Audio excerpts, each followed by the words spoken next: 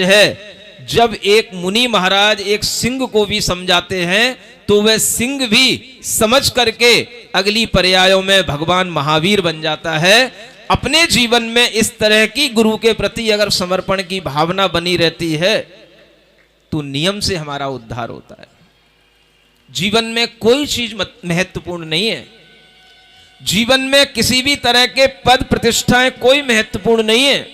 अगर महत्वपूर्ण है तो सिर्फ ये कि गुरु ने हमें क्या समझाया, और जब हमें गुरु समझाए तो हम उस चीज को मान लें। ये हमारी सबसे बड़ी समझदारी है। बस इसी को अपनी नियति समझ लेना। अगर समझ में आ जाए तो अच्छी नियति है, और समझ ना आए तो फिर नियति तो दोनों ही तरह की होती है। नहीं समझे भाई? लोग अधर्म के भी संस्कार अर्जित करते ही है ना, है? लोग सब तरह के संस्कार अर्जित करते हैं। लोग आतंकवाद भी फैलाते हैं तो लोग धर्म की क्रांतियां भी करते हैं। तो सब तरह के संस्कार होते हैं। आपके जीवन में जैसा संस्कार आएगा आपका चरित्र वैसा ही बनता चला जाएगा। आज के दिन कम से कम ये जैन समाज इतना नियम ले ले, मैं कभी भी शराब नहीं पीऊंगा। सुन रहे हो? ये कहना पड़ रहा है अब इस जैन समाज को। हाँ, बहुत बढ़िया कल्चर आ रहा है, बहुत बढ़िया एडवांस टेक्नोलॉजी के साथ आप लोग जी रहे हो, बहुत एडवांस युग में आ रहे हो आप, है ना? हाँ, जहां पर कभी देखने को मिलता था कि ये दुकानें ठंडी बियर, देसी बियर, समझ आ रहा है, जो बिल्कुल सड़क के बाहर, शहर के बाहर हुआ करती थी, आज बिल्कुल ऐसी शो उनकी लगी रहती है। बिल्कुल ऐसे बड़े बड़े शोरूम खुले रहते हैं कि लगता है एक तरफ तो लिखा रहता है ना, धर्म, कोई भी एक देसी बियर, ठंडी बियर, और बगल में ही वहां पर एक मंदिर बना हुआ है।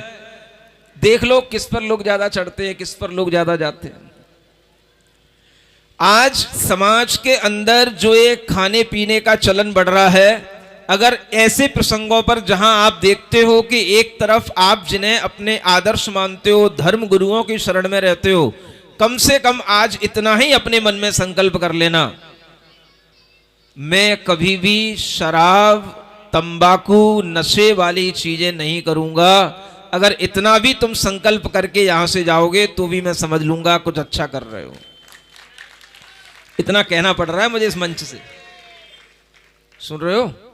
क्योंकि ये हर घर घर में घुस रहा है।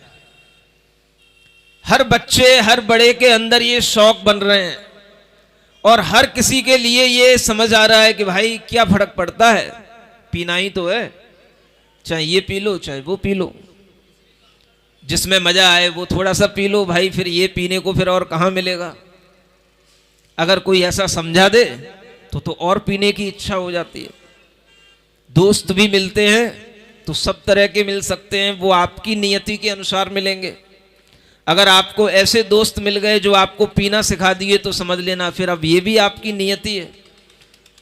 और जो आपको पीने से बचा दें, ऐसे दोस्त मिल जाएं, वो समझ लेना वो भी आपकी नियति है। समझ में आ रहा है? तो दोस्त भी सब तरह के होते हैं। जिसकी नियति अच्छी होती है उसके दोस्त भी अच्छे होते हैं।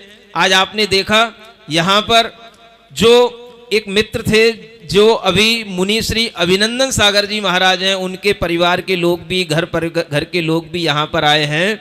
ये वो दोस्त हैं जिन्होंने जीवन को बदलने में बहुत बड़ा सहयोग किया। ये भी एक नियति होती है। तो अपने जीवन में आप ये देखें कि हम जो आज अर्जित कर रहे हैं, जो आज का हमारा संस्कार है, जो हम इस प्रेजेंट टाइम में जी रहे हैं, यही हमारा आगे का फ्यूचर बनने वाला है।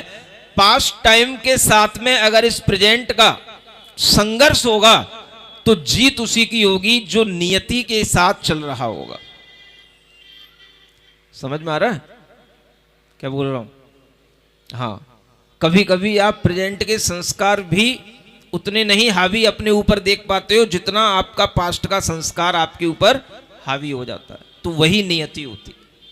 तो इसलिए आप जो अतीत में हो चुका है उसकी ओर भी देख करके सिर्फ यही देखें कि यह नियति थी और नियति के ही ये फल हैं, और अगर इस नियति को कोई समझ सकता है तो वह यति ही समझ सकता है। कौन?